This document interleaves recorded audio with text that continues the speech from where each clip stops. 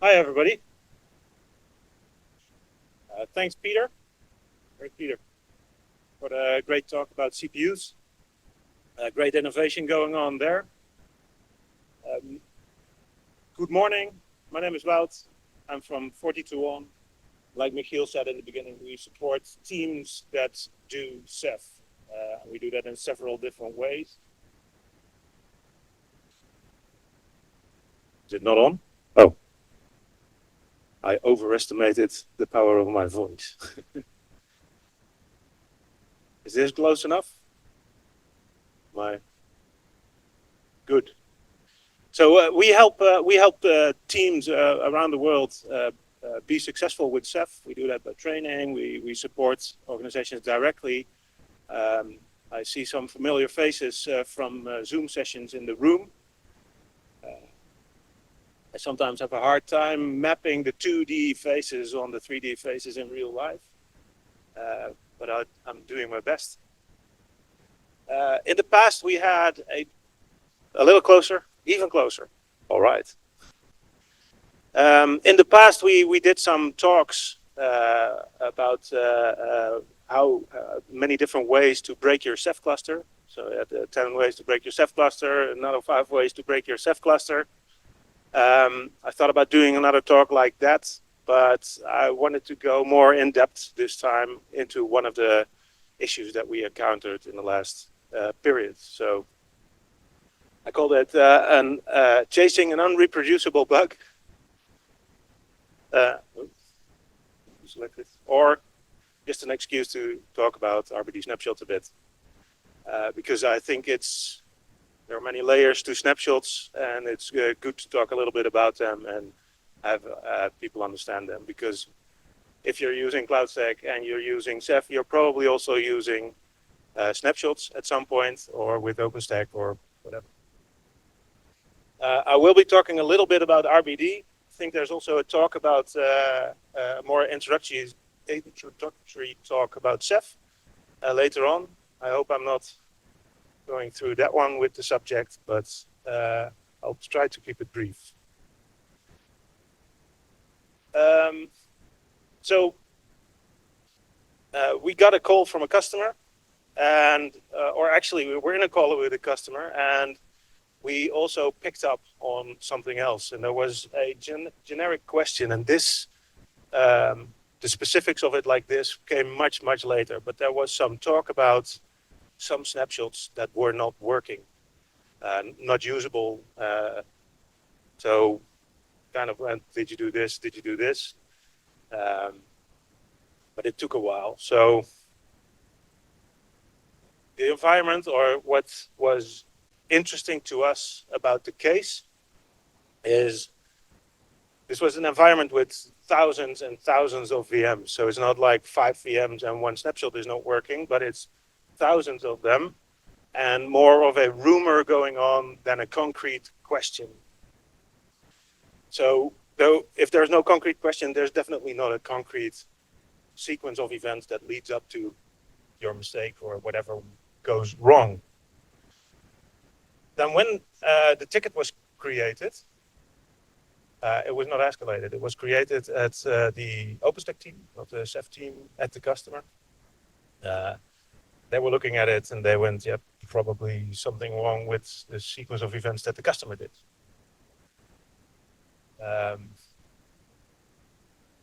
Then there's a part at the customer which complicates it a little bit. It's highly privacy based, so we cannot actually look at the data that gets corrupted, which is hard to troubleshoot something if you cannot really look at it. On top of that, I think we all make assumptions during the day, but several layers of people involved made some assumptions. One of them was snapshots usually are great. They work nice. They never go corrupted. Other assumptions are, of course, the customer did something wrong. You know, I don't know how many of you have worked with other storage devices and worked with snapshots, but there are always corrupt snapshots because somebody takes a snapshot of something that is live, writing data, and it gets corrupted that way. So It's not unheard of that it's not the actual technology messing it up. So this kind of lived in the background, and we heard about it, and then we didn't hear about it, and then we heard about it, and then we didn't hear about it.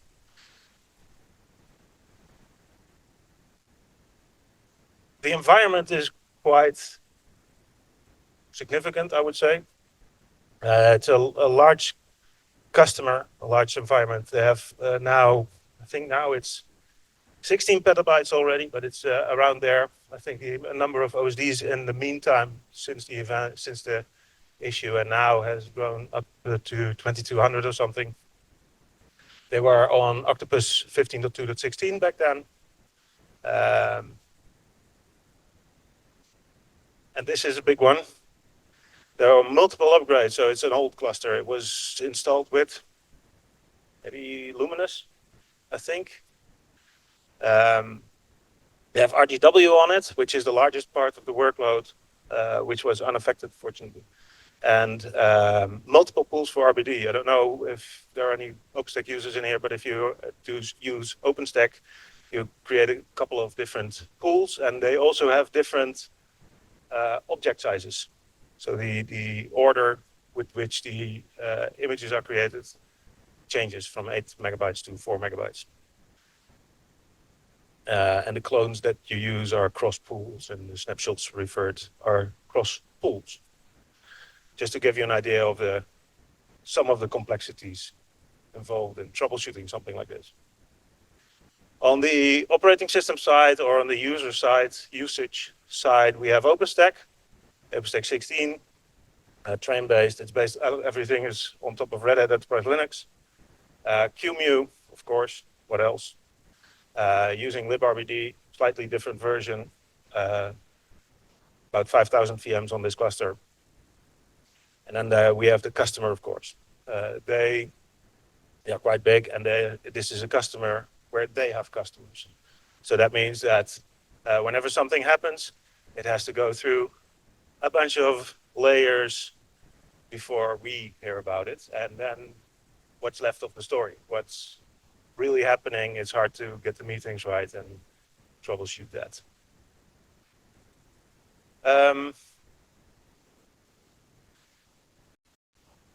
Yep.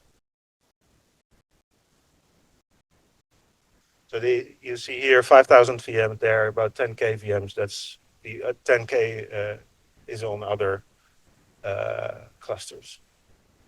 So the first thing that we needed to do is, out of these rumors, we finally said, okay, we've heard this a couple of times now. Shouldn't we put more attention to this? Shouldn't we, like, really trying to figure out, is there something going on, or is it just usage mistakes? We finally found out that, we finally decided to really put some time into it. So obviously we started with the obvious. Let's use a snapshot and see what happens. So we asked the customer, what is the basis of your image? What is the basis of everything? How do you work a little bit? And if they just said, yeah, we create a virtual machine. We use that virtual machine. We snapshot that virtual machine. We clone that snapshot. Problems. So obviously we did that. We created the virtual machine. We started the virtual machine. We snapped the virtual machine. And we started the new VM. We cloned it, and everything was fine. Everything worked, nothing wrong. So it was dismissed again. Problem was dismissed again. What are you doing? What is the operating system? What is the file system you're using? What is going back into it? So now we start thinking, maybe let's start discounting everything. Let's see if we can do things with different versions and start to see what's what could be causing the problems. Where is the root of this issue?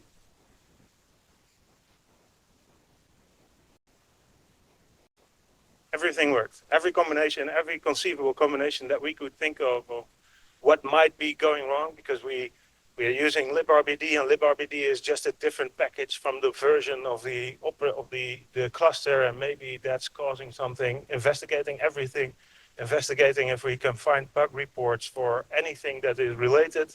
Still, nothing. So then we say, let's sit together with the group and just go through it one more time. Just the exact same thing. Let's not. We said, yeah, but we already have it there, so just create a clone again. So if everything is the same. And now we have this. Now it doesn't work. So maybe somebody here already has the idea for the secret ingredient to getting this confirmation, but it was just time. We needed time needed to pass, apparently. That's what we thought. But then what happened? What happened during that time? Because it cannot be just time where this changes the outcome.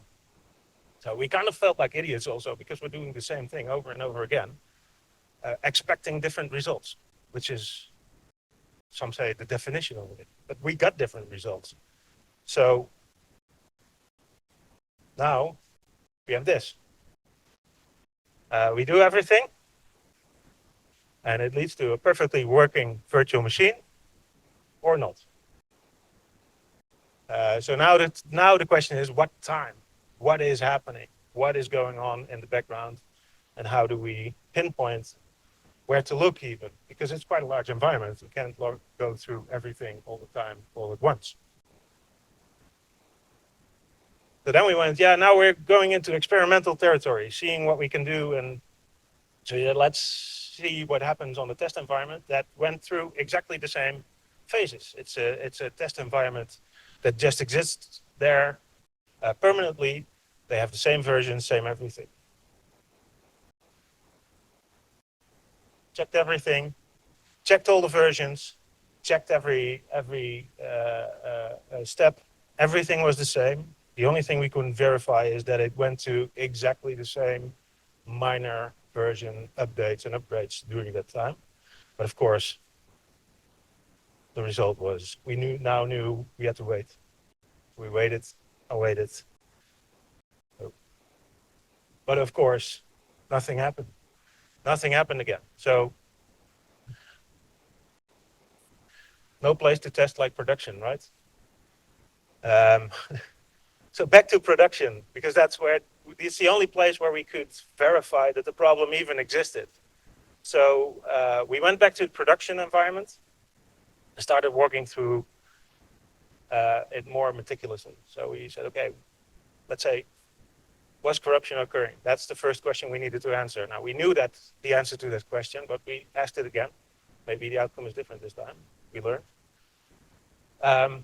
Most importantly, when is it occurring? When do we get corruption? Then what is getting corrupted on more global level? And then what locations are they? So we can start investigating what is happening to it. So where are these objects located? So what we did was we created a data set, a testing data set in production, which was we created an image, we put some data in it, which we knew what it was.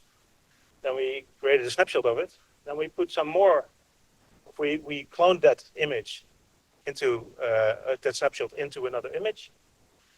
Then we wrote some data into the image, some new data, and we write some data into both. Now we have all kinds of sets of data that we can watch. So now we have a script going on, and it exports the image. Does it check some of that every day? We export the snapshot. Does it check some of that every day? We export the clone, and we export even the individual objects. We started doing that later on. So first we said, okay, let's see if we can figure out what is getting corrupted. And then we started exporting those objects using Rados to a location, checksumming them, seeing what happens. To put it in the words of Heineke, now we wait. So we waited and we waited. And after, I think about 2 days, it was back then. 2 days, we got the first corruption. Okay, what happens 2 days? So the next 2 days, nothing happens. The next 5 days, nothing happens. 7 days later, something happens. And we wait another week. 7 days later, something happens. So now we have a schedule. I go, what is schedule on a fixed, a fixed time? It's 3 o'clock in the afternoon on Wednesday. We get the corruption. We start exporting closer and closer to this timeline. It really is somewhere around 1500. So that was a question. What was happening here? We also knew which image it was, of course. We knew what the affected objects were, not all of them. And we knew where those objects were located. And that was also just a subset of the OSDs. So it was not even the entire environment. It was not everything. It was just a small subset of it. Now that could always be the case. That could be random. That could be caused by the data. But eventually we thought, hey, it looks like it's purging snapshots. What's causing this? Why? Because we could finally look in the right location at the right time to figure out what was going on and increase the logging there, increase the debugging and see what is actually going on. Now what we saw was somewhere we starting purging snapshots, and then at roughly some minutes after that, we do an export and the data is corrupt. So that's annoying. Snapshots getting corrupted for real and not imaginary or usage errors. In the meantime, we were watching, you guys, the community. We were watching the mailing list. We were watching the bug tracker. We were watching our other companies in the world doing Ceph stuff. Didn't see anything similar to this. Didn't see anybody point at the bug or finally we got somebody to work with a little bit, but not much.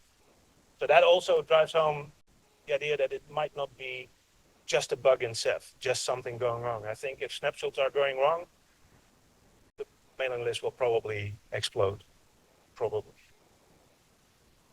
A little bit background for I think if the Ceph people, a lot of them will understand or already know, but the way, just briefly, the way RBD images are stored is that RBD stands for Rails Block Device.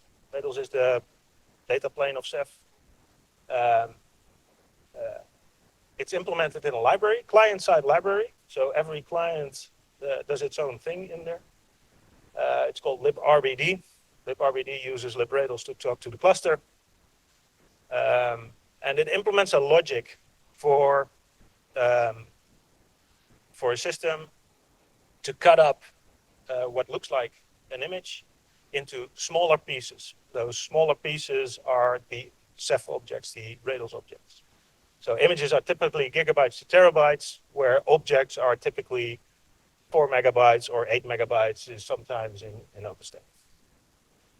So when we say we were exporting the images, we were doing this. And when we were exporting the objects, we were actually exporting the backend objects separately, 4 megabytes or maximum 4 megabytes objects. Now, what's important to understand also from RBD is that while RBD has a function called snapshots, RBD doesn't really implement the snapshots. It's Rails that implements the snapshots. It's the backend storage that does this. And so really, when you're snapshotting an image, you're not really snapshotting an image. What you're snapshotting is 1,000 small objects. And that requires some coordination in a decentralized system to kind of go, okay, this one snapshot exists there on all of that. So we now found out where. Now what was going on?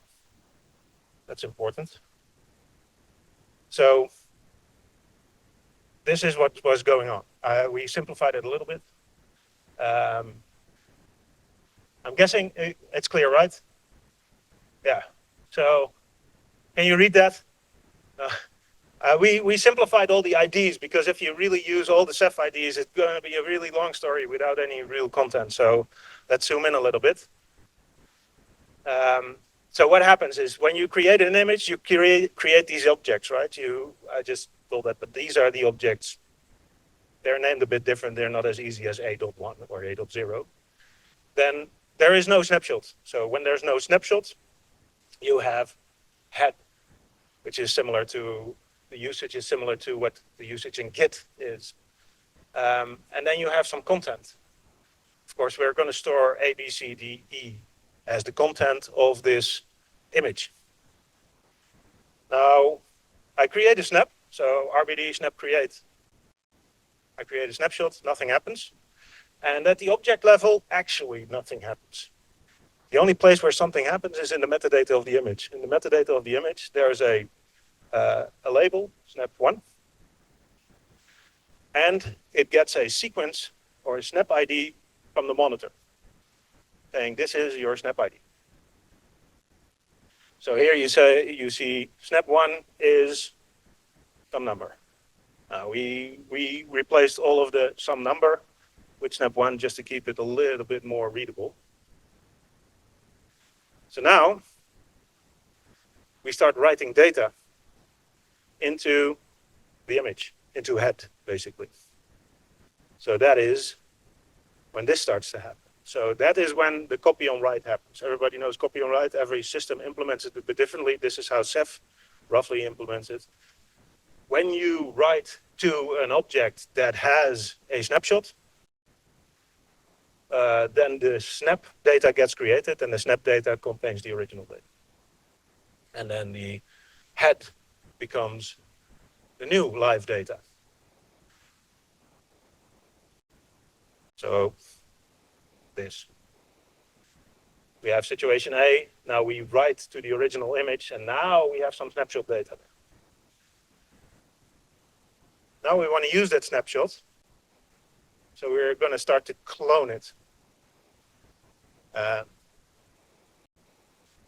In Ceph, in all storage systems, everything is named differently. In Ceph, an image is an image.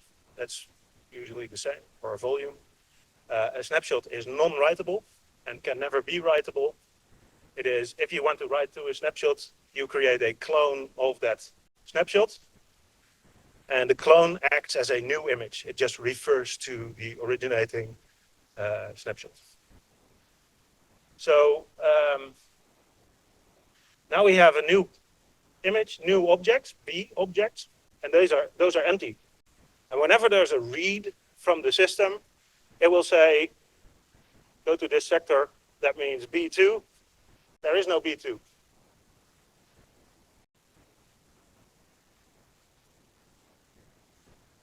So instead of reading B2 or B0, it will go and read A0.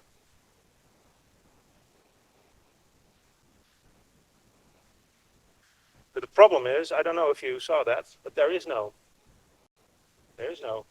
snapshot anymore. Nope. Wrong button.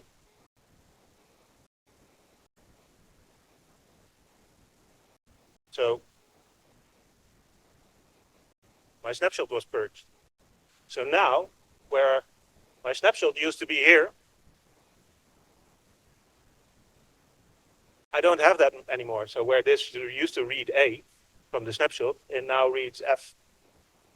Now this is a little too abstract still, I think. We have another overview just to, hammer home the point. There you go.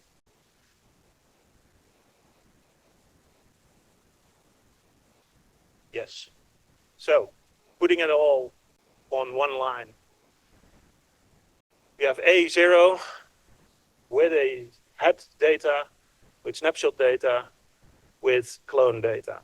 So, in this situation, if this were real, that meant that you created an image, then you created a snapshot, then you overwrote the entire data set, then you cloned that data set, and you overwrote that data set. Well, that's not what's happening in real life, right? We create these snapshots to maintain some of the data. and to be able to overwrite some parts of the data. So what it will really look like is a little bit like this. So remember, here was A, B, C, D, E. Well, if you don't write stuff, you don't change stuff. So A, B, C, D, E was written. Now I'm writing F, G, D, J. F, G, J. Sorry, that's newly written. So for that, snapshots were created. I also have my cloned objects, where also some data was written. And when I want to read the content from the clone, I kind of look from this side into there, and the first data that I see is the data that I'm going to get. So for this, I'm getting the clone data. For this, I'm getting the snapshot data. And for this, it's never been overwritten, so it's still in the head.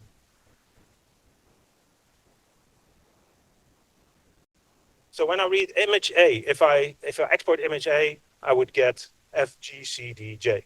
If I export snapshot 1, I get A, B, C, D, E. And if I export the clone, I get K, B, C, and E.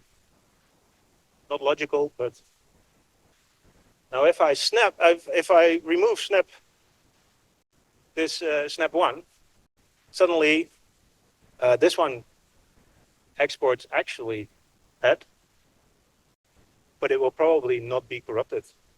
But it is different from what I expect. It's just another timeline. But if I export the clone, I get some really weird results, because some of the data is what I expect it to be, and some of the data is, I don't know what. So that's really when you start to see real corruption. So in all of the exports, in all of everything that we were doing, this is what we were actually seeing happening. Now, the cause of this was really odd to us, but I kind of glanced over it. I'll put it up here. I've kind of went over it, but when you create a snapshot in RBD, you're actually getting a snapshot from the monitor. And that is a snapshot related to the pool that you're trying to snapshot something. And that is a sequence ID. And for a very strange reason that we have yet discovered, the snapshot sequence ID was of a lower ID than the highest purged snapshot for that pool.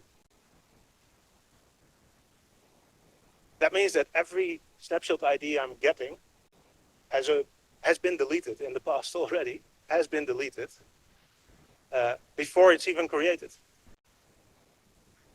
So that means the next time the OSD is going to say, I'm going to purge all snapshots, it's going to look at all the deleted IDs and say, well, everything between that and that can go. And this is stored in a set of groups of deleted snapshots. And my final acceptance music is starting.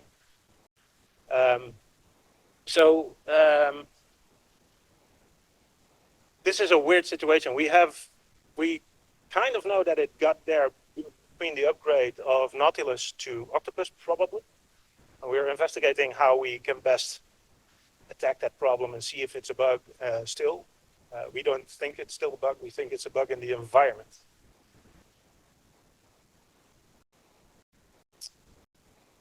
So how did we fix it? One of the things that I skipped over is that some OSDs were doing this and some OSDs were not doing it. That makes it much easier to troubleshoot. But what was happening is the old OSDs were not purging the wrong data, and the newer ones were. So recreating the OSD actually created the problem. It has to do with how the OSDs ask for deleted snapshots from the monitor, and when they already have them, they don't ask for it, so they don't get the wrong set. So how did we fix it? Well, we thought, we're in production still, right? So let's not do a lot of experimentation. Let's not start exporting and importing RocksDBs of the monitors and doing all kinds of weird stuff. We just need the ID to go up. So eventually what we did is just create a script which looked at an image, created a snapshot, removed the snapshot, and over and over and over again. And we did that about 50,000 times, I think. because it creates 2 IDs. Every time you snapshot, it creates 2 IDs, so that's nice. You go twice as fast. But it took a while. We also did some sleeps between it because we thought, I don't know what happens when you just full blast start doing this. We didn't want to find out what happens. But it took a while. But we did 50,000 snapshots just about. It's upped the ID by 100,000. Did a test, did everything. We knew how to recreate it by now and how to prove that it was or was not occurring. But we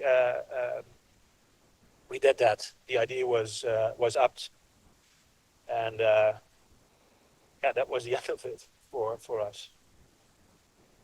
It was quite a journey. What we learned from it, some takeaways, is infrastructure history is not portable. So test environments are great. Use them. Please do. Create test environments. But there are things in your production environment that cannot be replicated in testing. So therefore, testing deviates from production, even if everybody says that it doesn't. It does. Don't assume things. Listen to your customers. Listen to what's happening. Listening calls and saying somebody saying some weird stuff. Fine. Hearing some weird stuff again. Maybe ask about it. And follow the breadcrumbs. Just create for yourself the ideas that you have. How am I going to prove or disprove that this is the problem? How am I going to include or exclude some of the parts of the technology? That's it for me.